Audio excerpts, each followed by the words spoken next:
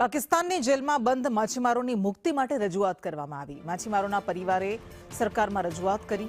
જેલમાં રહેલા સ્વજનોની મુક્તિ માટે તેમણે કહ્યું કે લાંબા સમયથી પાકિસ્તાન જેલમાં તેમના સ્વજનો બંધ છે।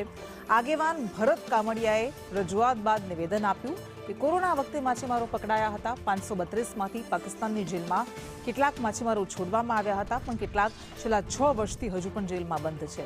દરિયામાં બોર્ડર નથી એટલે ધ્યાને નથી આવતું। हमारे दीकरा ने 100 वर्ष क्या हाथ चढ़ा से न केगा हमारे अगल बगल उना के 192 लगी कई सिठी नहीं के कई वावर नहीं के कई फोन नहीं के कई फिशिंग के हमारे दीकरा ने बेना नहीं दिक्कत पाकिस्तान वाले हमारी बॉर्डर अब में हमारे पास आकर पास कोई नहीं नेवी हमारी बॉर्डर में मशीन અમે આ ફોન કહેવાય ક્યાં થાય ઈ માટે થઈને અમે અહીંયા આવી મારા દીકરાની તલાશ કરો ગોતવામાં હાથે હાથ ચડાશે મારા દીકરા પાકિસ્તાનમાં હોય કે ગમે ત્યાં હોય અમારા દીકરાને ગમે ત્યાંથી ગોતો। મારા દીકરાને 5 વર્ષ છે। મારા દીકરાને માનસિક બીમારી છે। મારો દીકરો ખૂબ બીમાર છે પાકિસ્તાનમાં।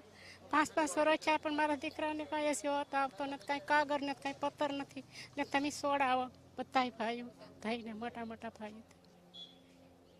મારું નામ ભરતભાઈ વાઘજીભાઈ કામડિયા।